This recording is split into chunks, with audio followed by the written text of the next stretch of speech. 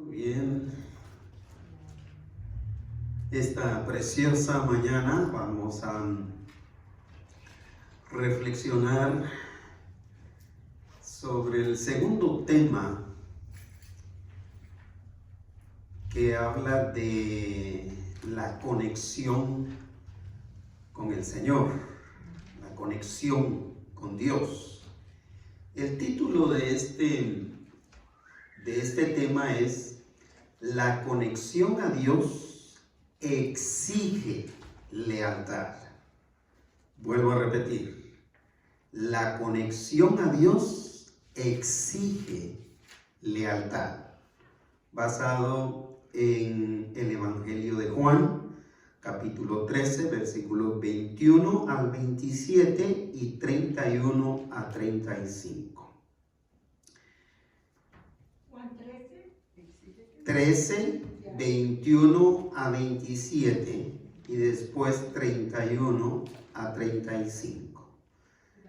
Habiendo dicho Jesús esto, se conmovió en espíritu y declaró y dijo: de cierto os digo, que uno de vosotros me va a entregar. Entonces los discípulos se miraban unos a otros, dudando.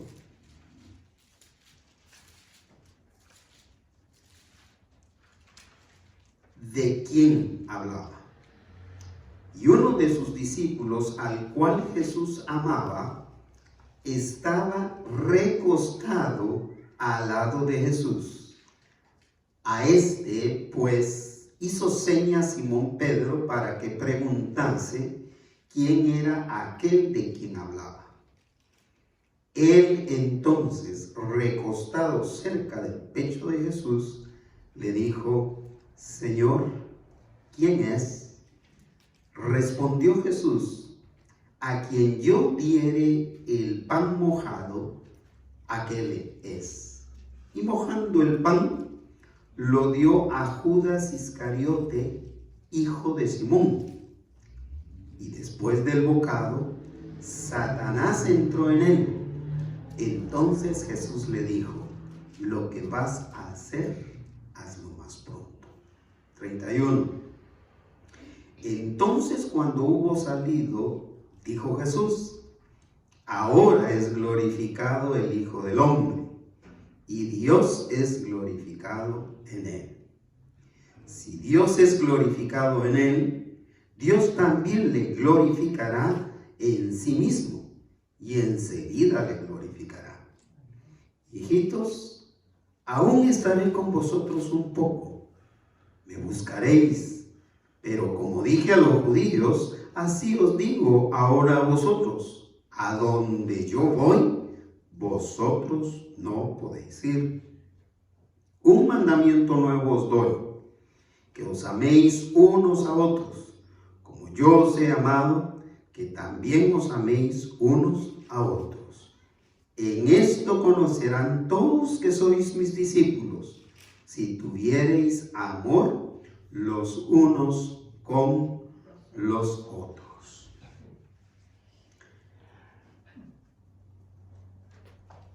En el primer tema dijimos que la conexión con Dios se iniciaba a través de una vida de servicio humilde. Pero la conexión con Dios también exige lealtad, no solo en el servicio a Dios, sino también en todo lo que respecta a nuestra relación y a nuestra comunión con Él. Desafortunadamente, la lealtad a Cristo tiene demasiada competencia. Yo no sé si en este día, más bien, yo sé que este día, esas lealtades están en guerra contra la lealtad a Cristo Es decir, ¿a quién o a qué le vamos a dedicar el día de hoy? Si tenemos salud, si estamos en condiciones de buscar en adoración al Señor, ¿a quién le vamos a ofrecer nuestra lealtad? Hay lealtades, mis queridos hermanos, que llevan a las personas a extremos, que otras personas con diferentes lealtades no llegarían. Con facilidad se cambia la lealtad a Dios por la lealtad a una causa, que no es la causa de Cristo Jesús. Con facilidad se cambia la lealtad a alguna otra persona que no es Dios. Con facilidad se cambia la lealtad a Cristo Jesús por la lealtad a un deporte o a un deportista en particular. Esto me recuerda que el famoso futbolista Armando Maradona, argentino, es venerado aún después de su muerte como un dios para muchos argentinos. Incluso hay barrios, específicamente el barrio de donde venía Maradona, que han dedicado una capilla pequeña, pero al fin y al cabo es una capilla, es un templo con un altar al dios Maradona. Pero nosotros no estamos lejos de cambiar la lealtad que debemos a Dios también por alguna cosa. Yo recuerdo que una de las cosas más difíciles para mí fue cambiar mi lealtad de la práctica del fútbol, soccer, al Señor. Cuando yo era apenas un joven de 16 años, me encantaba el fútbol y el fútbol era antes que cualquier otra cosa para practicarlo. Al punto que cuando yo me convertí y tocaba partido el domingo en la mañana, no me daba chance de llegar a jugar el partido completo. Pero si yo después, saliendo de la congregación, saliendo del culto, me daba chance de llegar al segundo tiempo, o tal vez 20 minutos del segundo tiempo, llevaba mi mochila. Yo iba solo a la iglesia. Mis padres todavía no eran cristianos evangélicos. Yo iba solo, sin que nadie me obligara. Es decir, yo no tenía a quién rendirle cuentas si iba o no iba a la iglesia. Pero era aquella lucha de esa lealtad que yo tenía para el equipo, para el deporte, en particular a ese deporte, y la lealtad que ahora debía al Señor. Yo me iba con mi mochila ya preparada y recuerdo me sentaba en la tercera banca y recuerdo estar ahí sentado en la tercera banca con mi mochila entre las piernas, entre los pies, y adorando al Señor, pero con mi lealtad dividida, viendo a qué hora termina otra vez para ver si me daba tiempo. había llegado a un compromiso con los del equipo.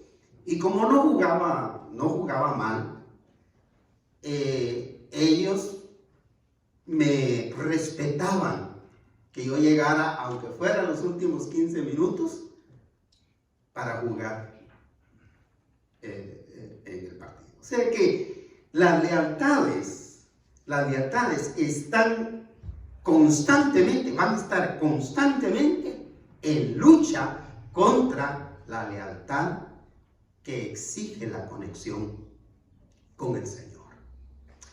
Así que Jesús, sabiendo que estaba a punto de irse de este mundo para regresar a su Padre, aprovechó hasta el último minuto con sus discípulos para dejarles lecciones muy objetivas, como la del tema anterior, que fue lavar los pies a sus discípulos.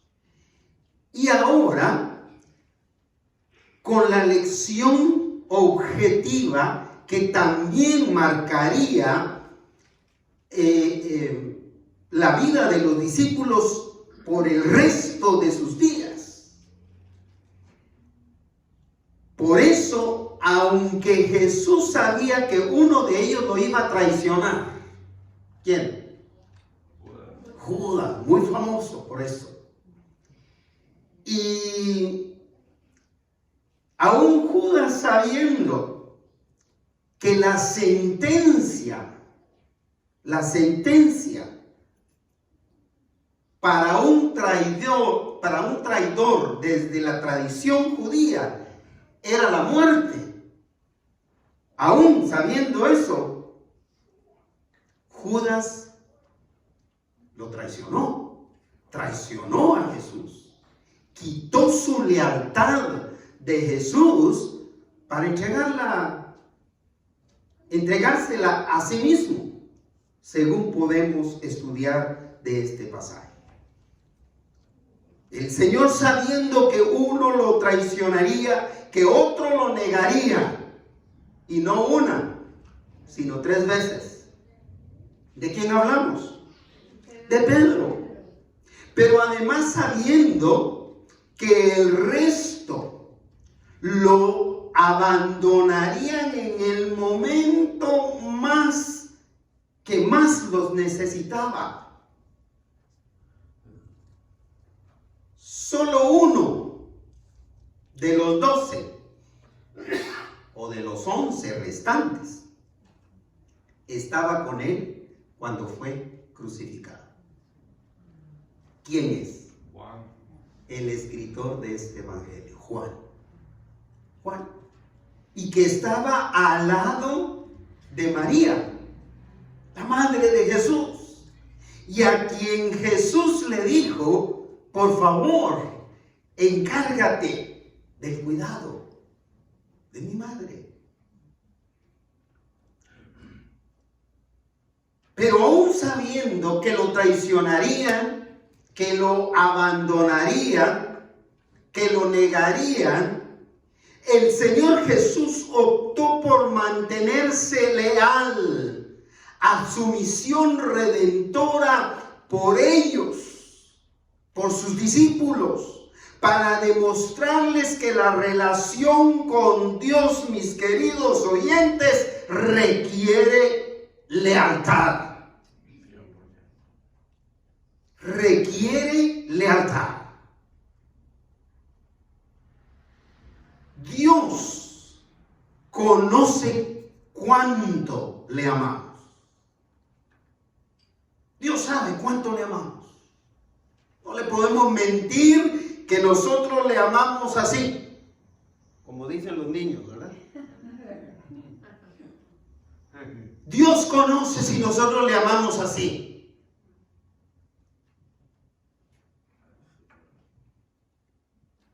Por lo consiguiente, Dios sabe si le somos leales o no le somos leales. Dios sabe cuando nos comportamos de manera desleal con Él, por enfocar nuestra lealtad a cualquier otra cosa que no sea Él o sus cosas.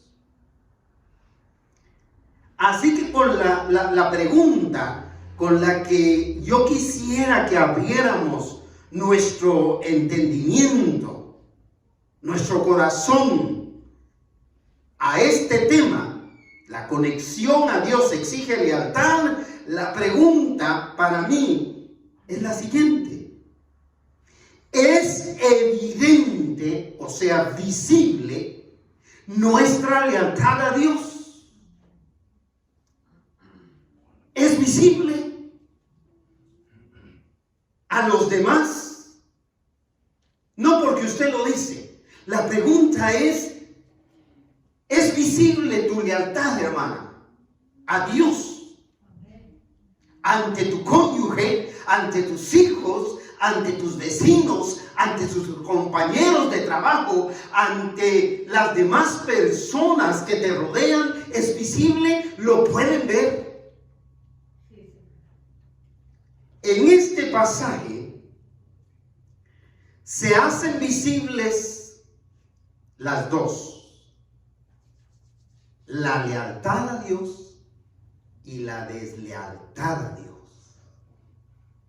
Por eso, la lealtad que exige la conexión con Dios, en primer lugar, nace de un corazón rendido a Cristo.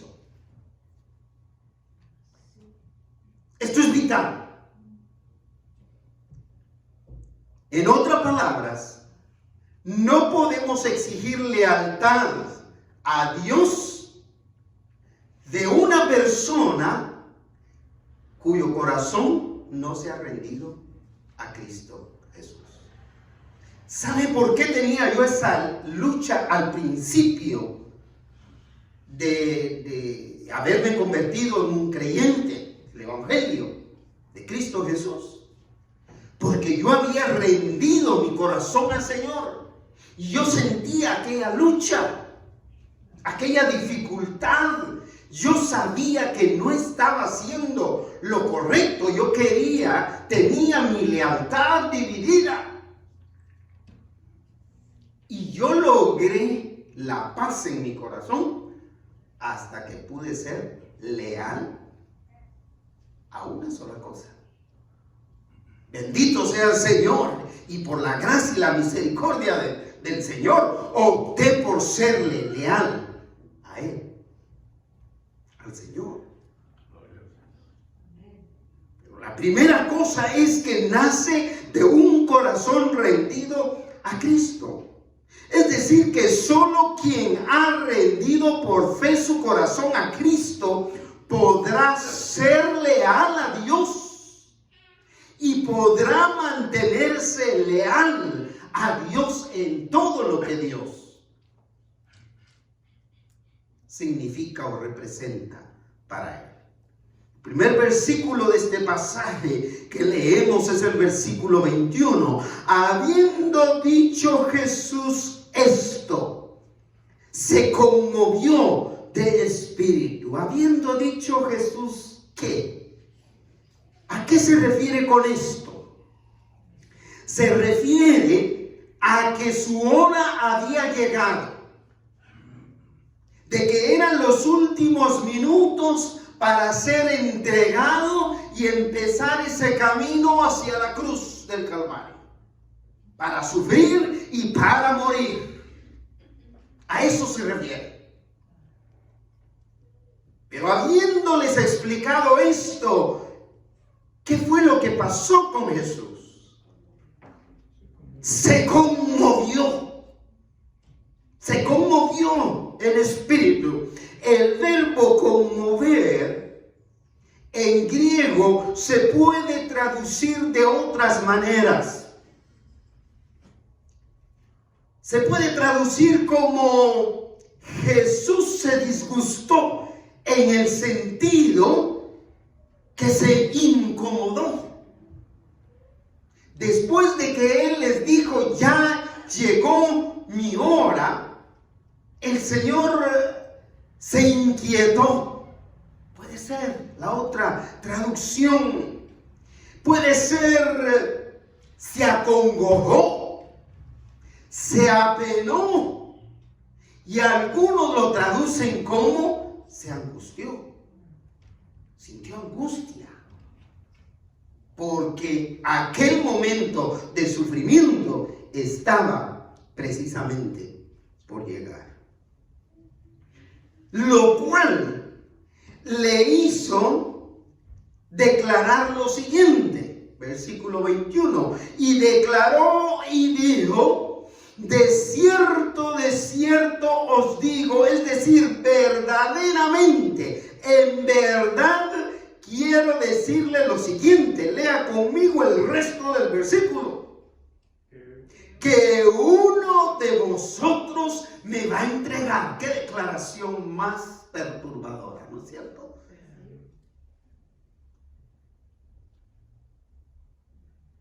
Que uno de vosotros me va a entregar. El ambiente se ha de ver perturbado. Uno de vosotros me va a traicionar. Imagínese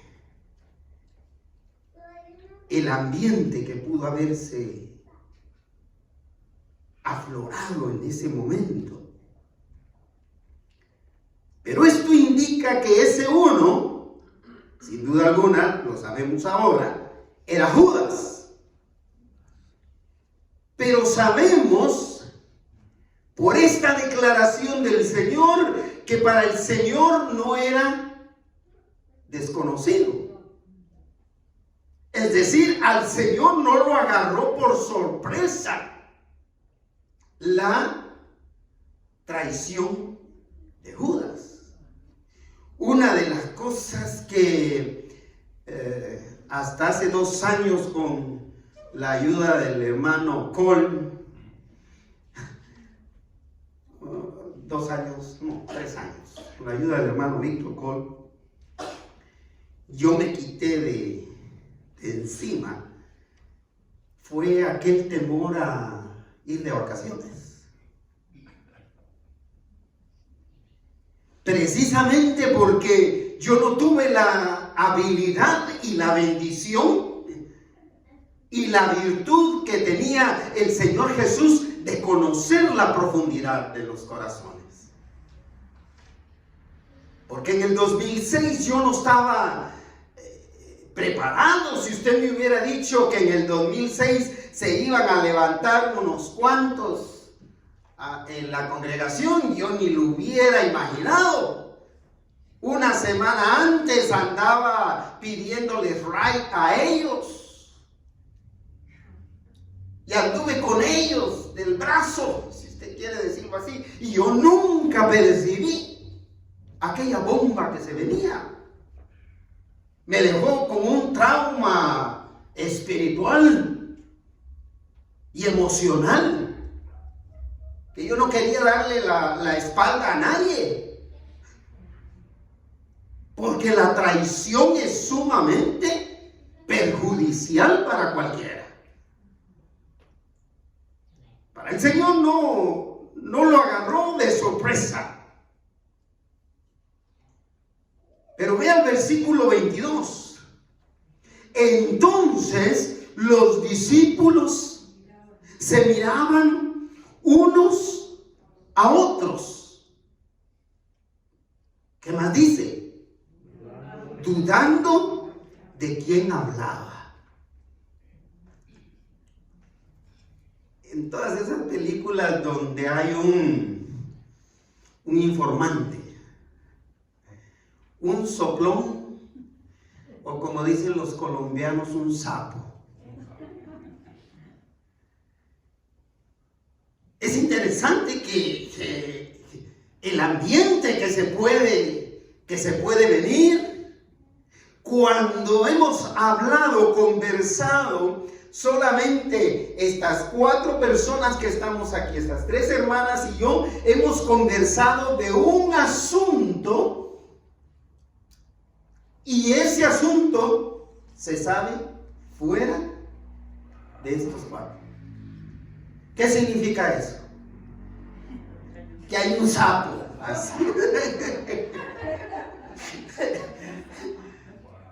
Que hay uno que me va a entregar, que me va a traicionar.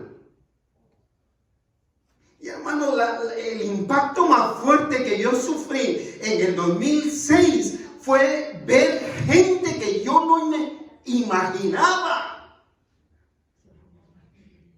Yo no me imaginaba que me iban a cuestionar de la manera en que estaban cuestionando mis años de trabajo, mis años de entrega al Señor.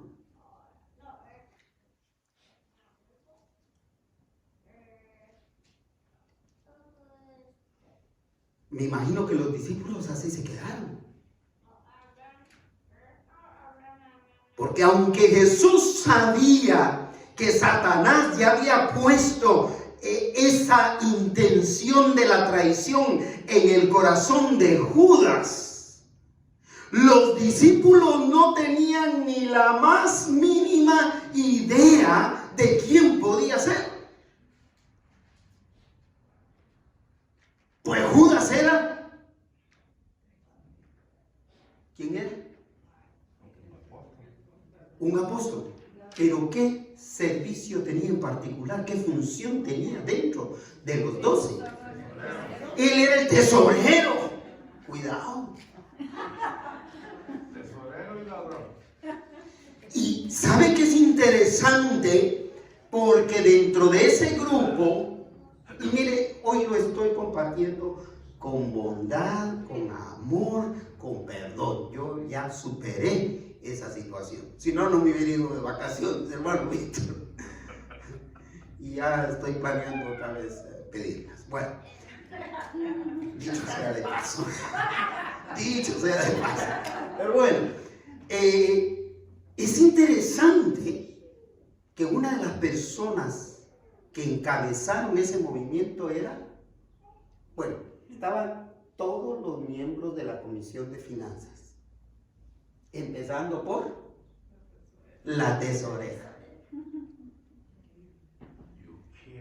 Pero ¿quién iba a pensar que la tesorera pudiera estar en un movimiento como esos? Es decir, dentro del grupo de los discípulos, ¿quién iba a pensar que el tesorero del grupo era el que iba a entregar a Jesús, iba a entregar al maestro, iba a vender al maestro?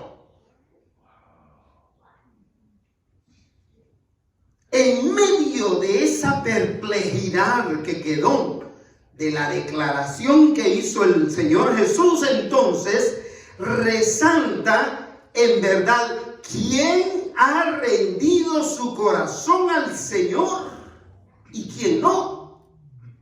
Quien ha rendido su corazón al Señor procurará cultivar su comunión con Él, procurará cuidar su relación con Cristo Jesús. El que es leal a Dios, el que ha rendido su corazón a Dios, va a procurar serle leal. Serle leal en todo sentido.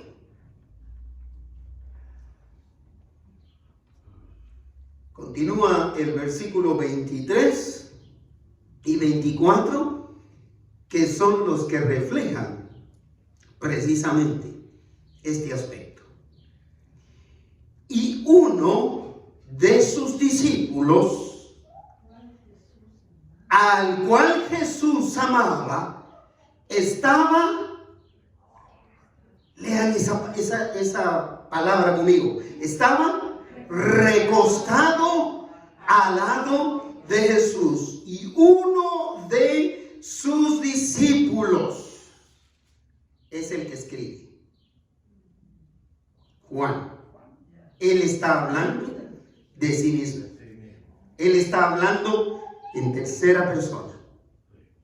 Uno de sus discípulos, es decir, Juan, al cual Jesús amaba, estaba recostado al lado de Jesús. ¿Qué significa esto de que Jesús lo amaba y que estaba recostado al lado de Jesús? Significa que Juan había desarrollado una relación muy cercana con el Señor por haber sido de confianza, por haber sido leal a Él.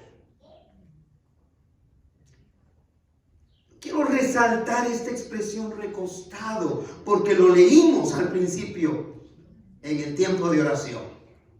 ¿Qué significa estar recostado sobre otra persona? Mire, a mí me baja a la mente dos escenas de mi vida. La primera no es muy vieja, es del domingo pasado.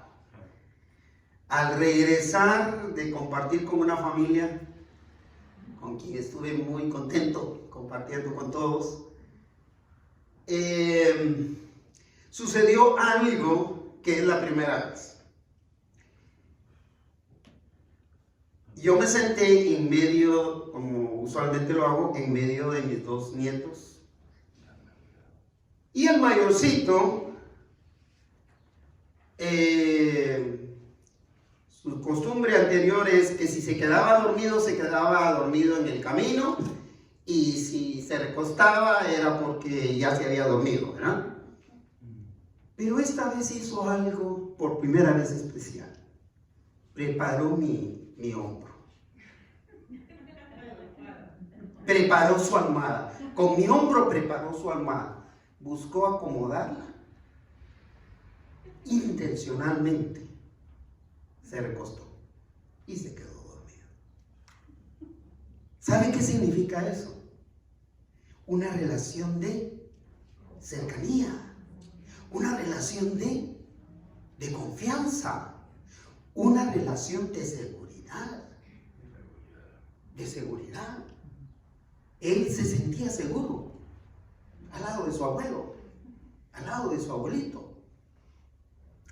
Esa situación me hizo recordar otra escena, que esta sí es muy, muy antigua, y es de mi hermano menor, que entonces tenía 11 años.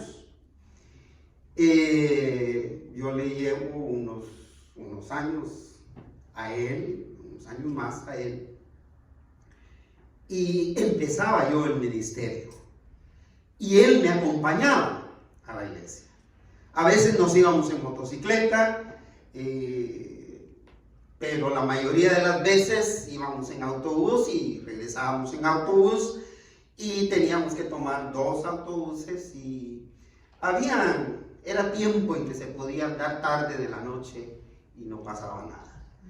Y generalmente salíamos tarde del culto, entre 10 y 11 de la noche. Cuando ya agarrábamos el segundo autobús para la casa, ya él iba más dormido que despierto. Y siempre era lo mismo. Se sentaba al lado mío y ahí se quedaba dormido en mi hombro. Pero en una ocasión nos tocó sentarnos en lugares diferentes. Y cuando él se dio cuenta, venía recostado en el hombro ajeno. Y sin duda alguna sintió el rechazo de la persona que lo iba cargando, porque no tenía nada que ver, ¿verdad? Y sentía, cuando yo riéndome desde atrás viendo la escena, y el Señor pues levantaba el hombro y aquel decía, pero otra vez de regreso. Hasta que hubo un momentito en que él se despertó, pero no se despertó así de repente, sino que, según él lo cuenta, abrió sus ojos para ver en qué hombro estaba recostado. Y cuando vio que el Señor llevaba sombrero, dijo, pero pero si Juan Manuel no usa sombrero. Tenía 11 años. Juan Manuel no usa sombrero. O al menos no traía sombrero hoy. Y se despertó completamente y se alejó. Pero lo que quiero decir con esto es que uno se recuesta intencionalmente en el hombro y el pecho de alguien con quien uno tiene una relación muy cercana. Una relación de amor, una relación de confianza, una relación de seguridad. Y este era el caso.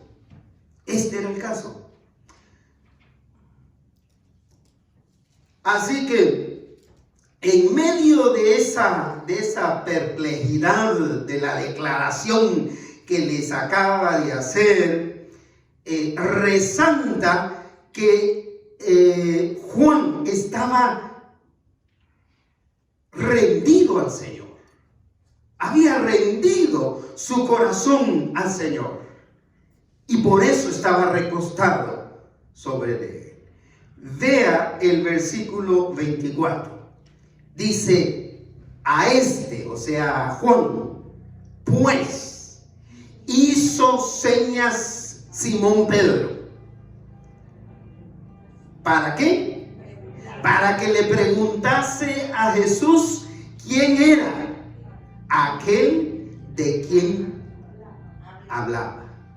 Es decir, Pedro allá a la distancia vio que el otro discípulo Juan tenía una relación tan cercana con el Señor que no iba a tener problema en preguntarle que si por favor les decía quién era, porque ellos estaban perplejos de lo que el Señor acababa de decirles. Así que Pedro aprovecha, yo no sé cómo le pudo haber dicho, cómo le pudo haber hecho con señales, ¿cómo dicen ustedes?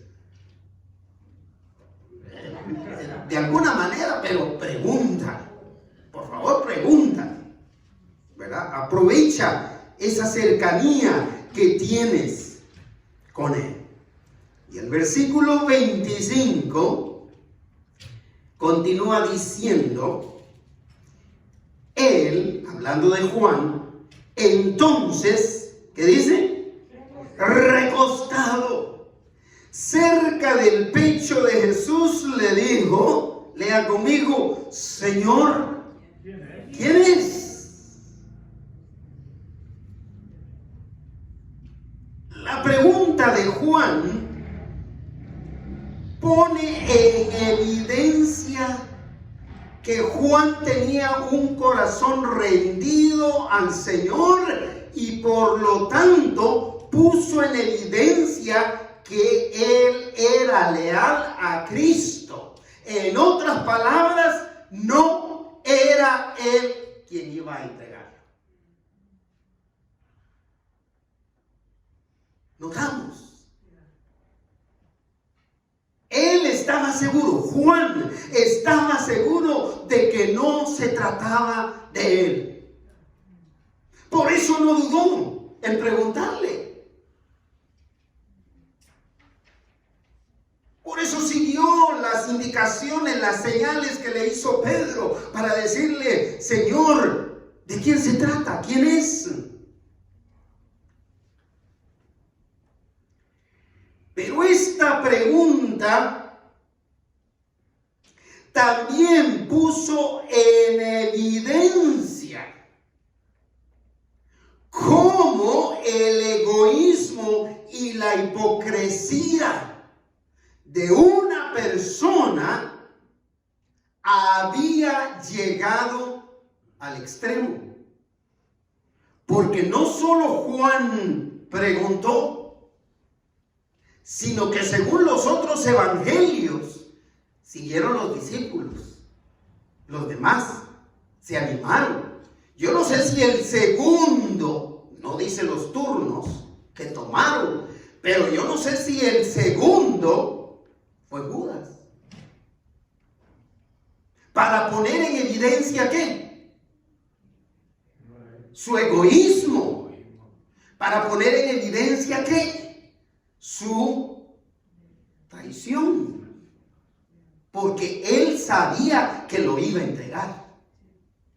Pero él también preguntó. Después de que Juan hace la pregunta, continúan los otros preguntando, ¿seré yo? Y Judas también se mete para desviar la atención, ¿seré yo? Es como que nosotros sabemos que somos responsables de algo que hemos hecho y preguntamos, ¿seré yo? ¿Cómo le responderías a alguien que tú sabes que fue él? Y si llega para preguntarte,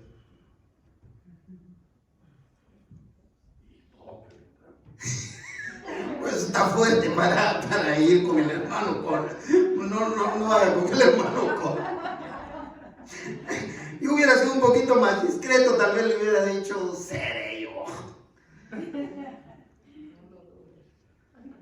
No lo dude. Así es, así es. De modo, mis hermanos, mis hermanas, que la lealtad a Cristo nunca será posible. Con esto cerramos ese punto. Si rechazamos rendir nuestro corazón a Él.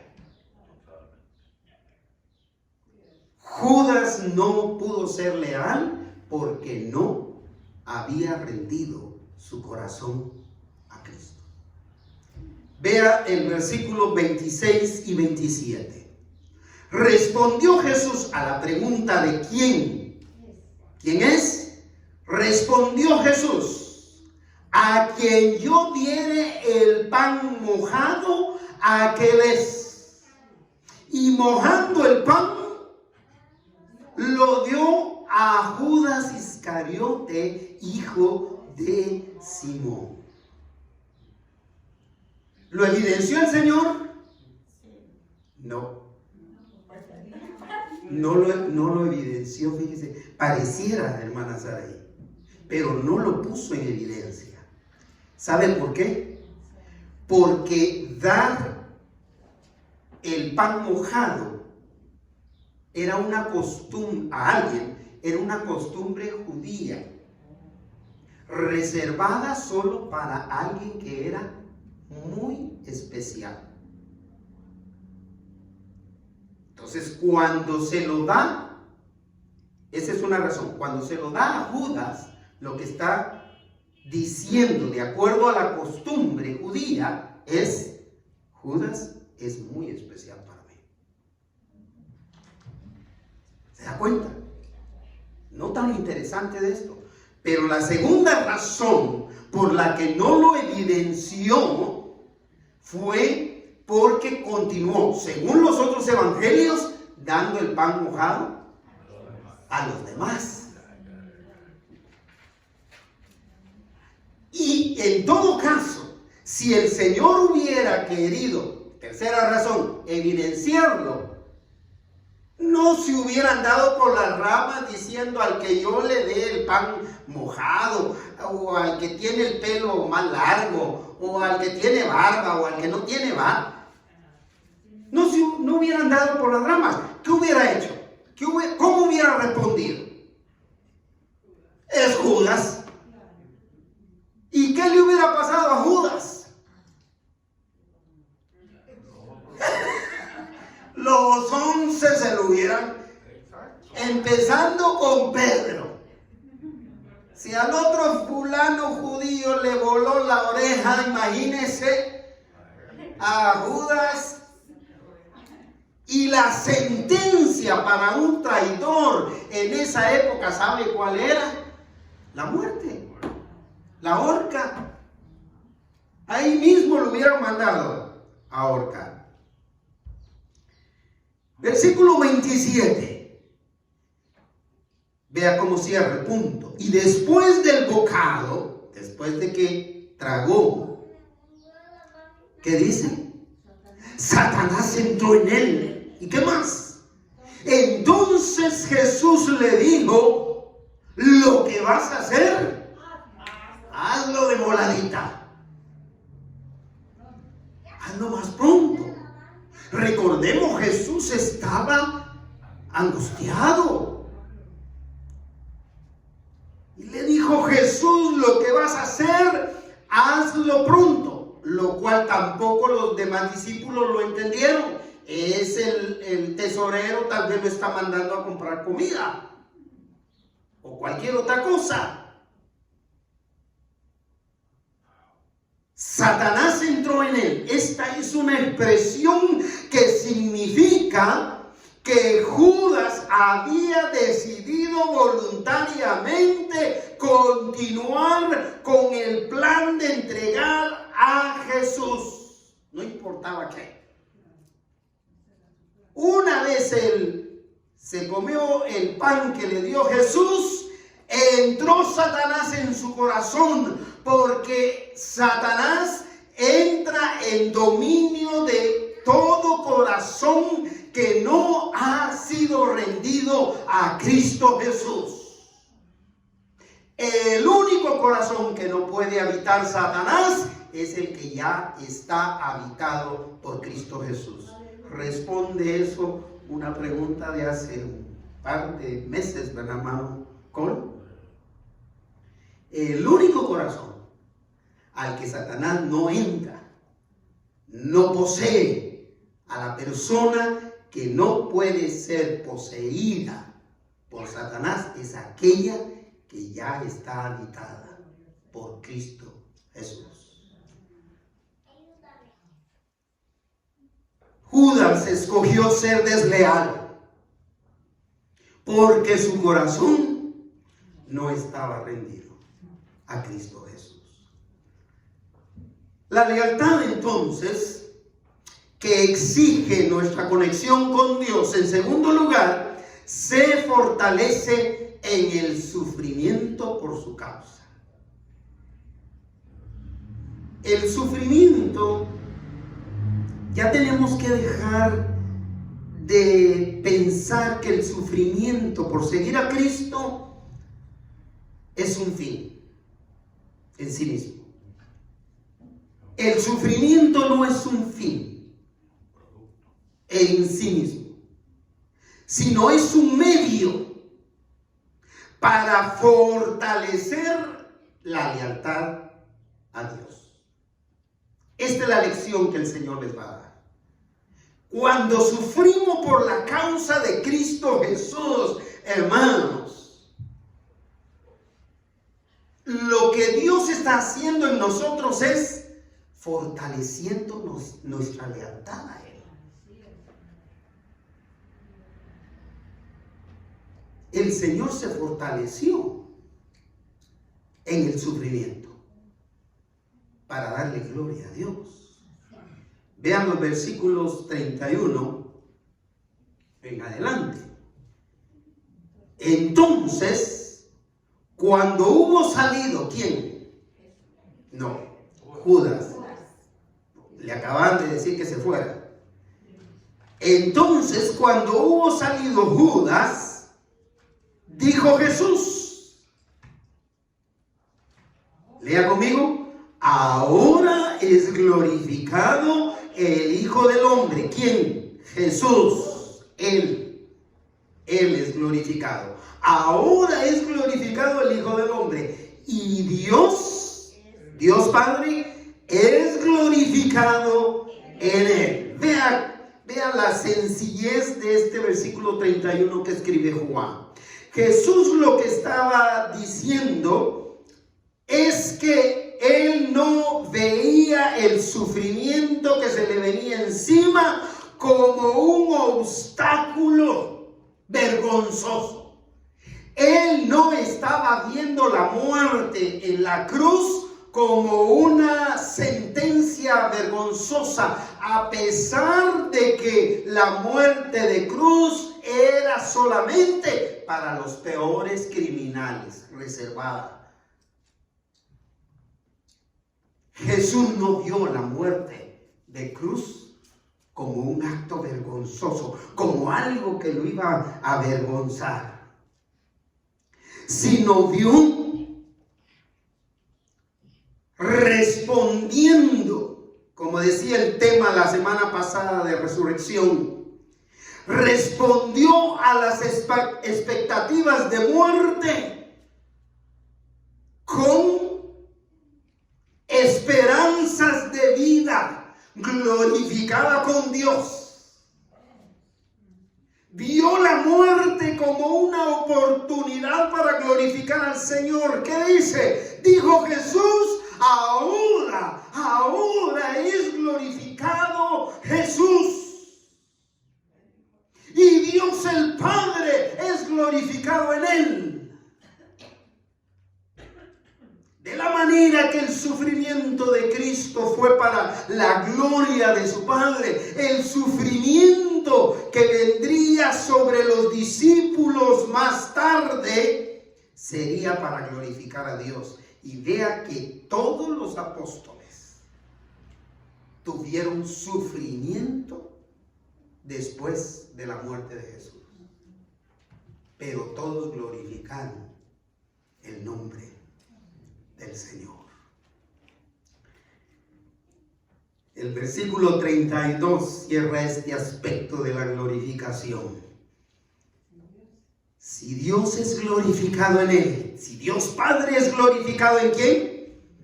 En Jesús. Dios también le glorificará, Dios Padre también le glorificará en sí mismo. Y cierra Juan diciendo, y enseguida lo glorificará. Es decir, aquí a un momentito empieza esa acción de glorificación del nombre de Dios Padre y del Hijo también. De manera sencilla, a veces cuando le ponemos demasiada teología a los versos nos perdemos la esencia de la sencillez con que habla la Escritura. Mientras Dios, el Padre, fue glorificado por la muerte de su Hijo Jesús, así estaba glorificando Jesús al Padre. Mientras Dios el Padre es glorificado por la muerte de su Hijo Jesús, sucede viceversa. Cuando Jesús es resucitado por el Padre, entonces es glorificado por el Padre. En otras palabras, Dios el Padre es glorificado por la muerte de Cristo Jesús y Jesús es glorificado por Dios su Padre en el momento que es resucitado por él de entre los muertos. Gloria sea a Dios. El verbo glorificar en griego también se puede traducir como honrar, como alabar, como magnificar. Del verbo glorificar en griego viene nuestra palabra doxología, que significa gloria a Dios, dar la gloria a Dios. Y aparece 5 veces, me llamó la atención, 5 veces en 2 versículos. ¿Se da cuenta lo importante que es la glorificación del nombre de Dios? Aparece 2 en el 31. Ahora es glorificado el Hijo del Hombre y Dios es glorificado en él. Y aparece en el versículo 32. Si Dios es glorificado en él, Dios también le glorificará en sí mismo y enseguida lo glorificará.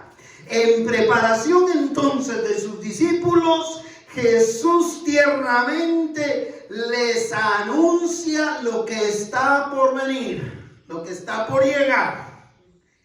El versículo 33 empieza con una expresión que yo uso mucho con mis nietos. ¿Cómo empieza? Hijitos. Mi esposa también llama a nuestros hijos hijito, hijita, a la hija. ¿Cuántos de ustedes llaman hijitos a sus hijos? ¿Viejitos? No, hijitos.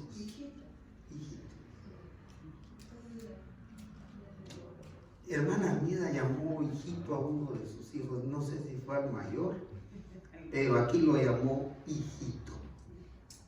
¿Y tu hijo menor tiene? ¿Qué edad tiene? 34. Y son hijitos, ¿verdad? Hermano, nunca, no dejan de ser hijitos. María Elena, ¿verdad que no dejan de ser hijitos, hijitas?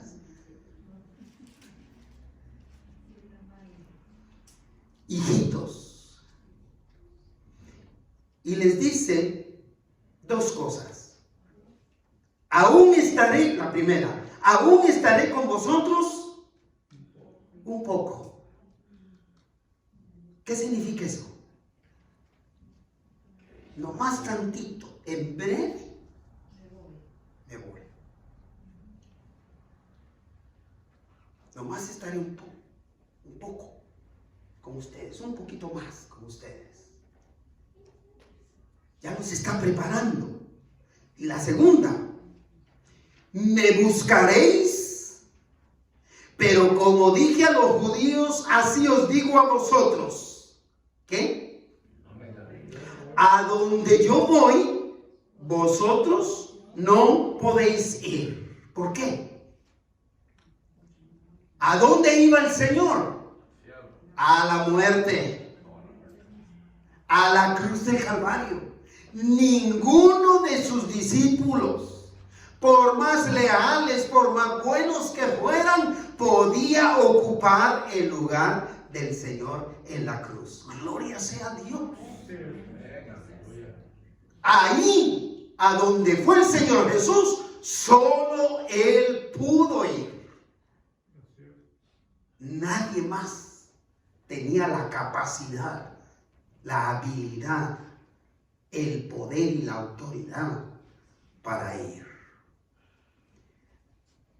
Así que aunque serían privados los apóstoles temporalmente de la presencia física de Jesús, el Señor prometió enviar de su Espíritu Santo uno, y luego les prometió regresar otra vez para llevarse con Él a todos los que hemos rendido nuestro corazón a Cristo Jesús. Y como resultado de haber rendido nuestro corazón, le somos leales, aún en medio del sufrimiento. Gloria sea al Señor. La lealtad que exige la conexión con Dios, en tercero y último lugar, se demuestra en el amar a otros. ¿Cómo demostramos que somos leales a Dios? Cuando amamos a los demás. La responsabilidad del que ha recibido el gran amor de Dios a través de Cristo es amar a otros con la misma intensidad con la que fue amado por Cristo. ¿Cuál es esa intensidad, hermano Roy, con la que nos amó Jesús? Entregó su vida. Entregó su vida por amarme. Esa es la intensidad con la que nosotros debemos amarnos. Con la intensidad de dar hasta la vida. Hasta dar la vida.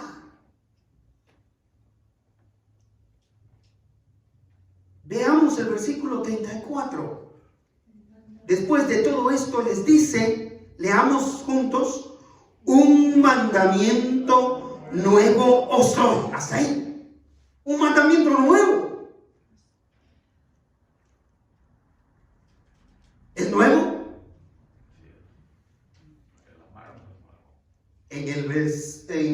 Por primera vez se dio este mandato. Dios dio este mandato a su pueblo en Levítico. Cientos de años antes de que lo está dando ahora Jesús. ¿Por qué dijo nuevo?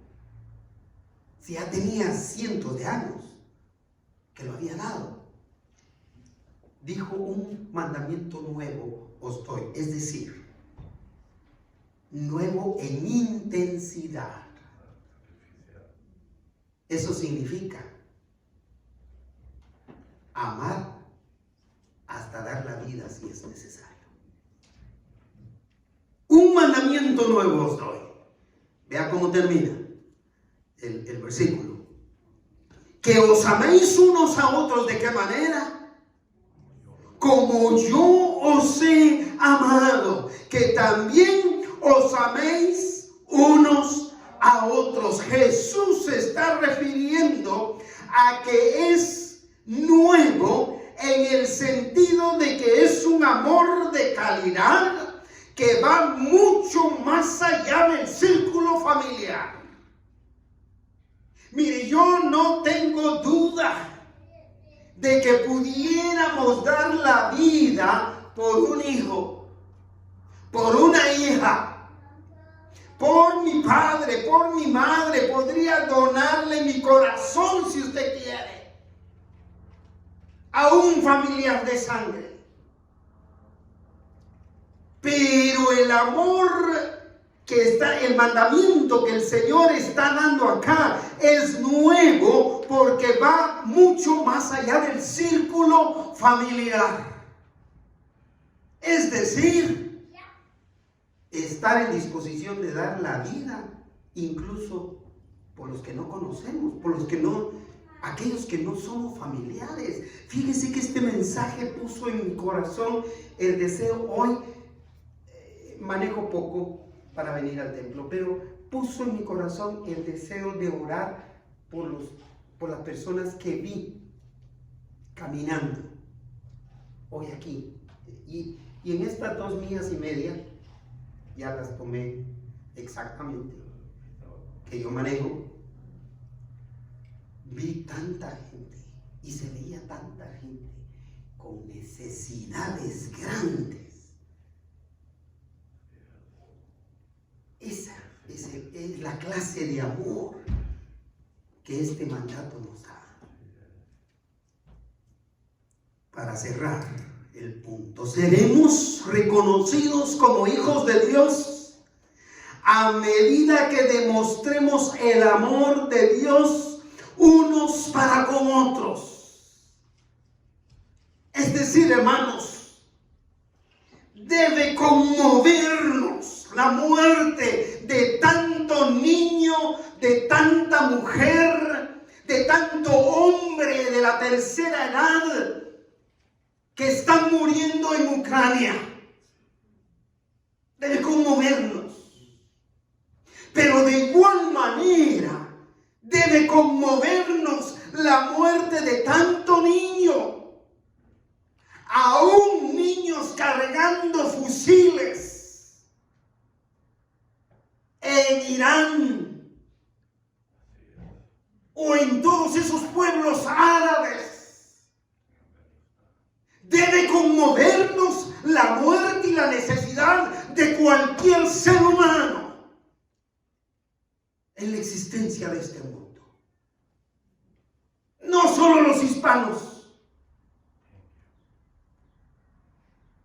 no solo los países demócratas, sino todo ser humano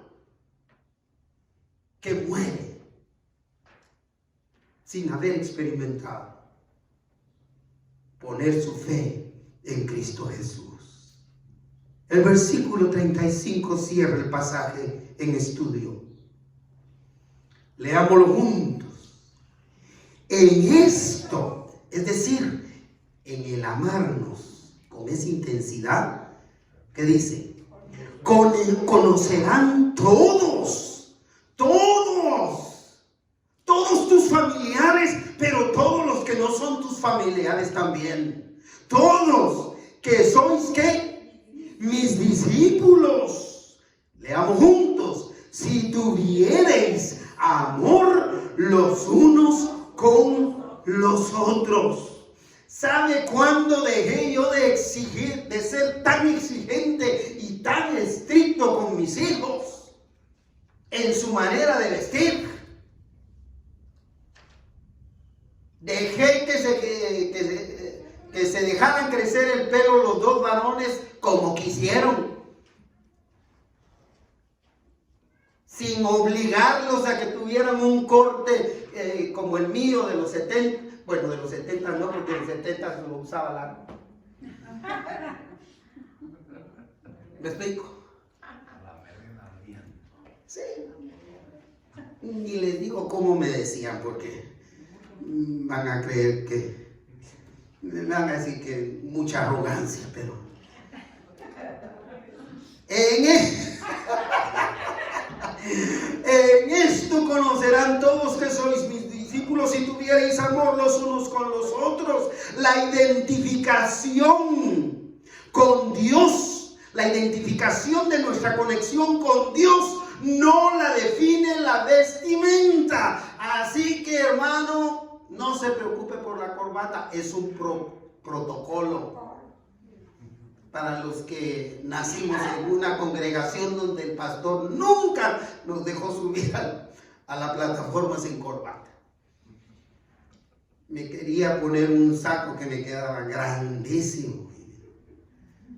Pero bueno. Pero no nos define como creyentes. No define la vestimenta, no nos define. Por eso no había problema que nuestra hermana no viniera porque traía tenis.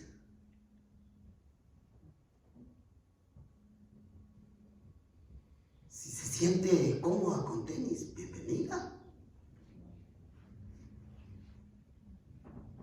La vestimenta no nos define como creyentes, como esa conexión que tenemos con el Señor. No nos define nada de lo que es apariencia exterior, sino que lo que define esa conexión de lealtad con el Señor es el amor de Dios que nosotros podemos tener hacia los demás. Concluyo el tema. El mundo sabrá de nuestra lealtad a Dios. Verá lo leales que somos a Dios.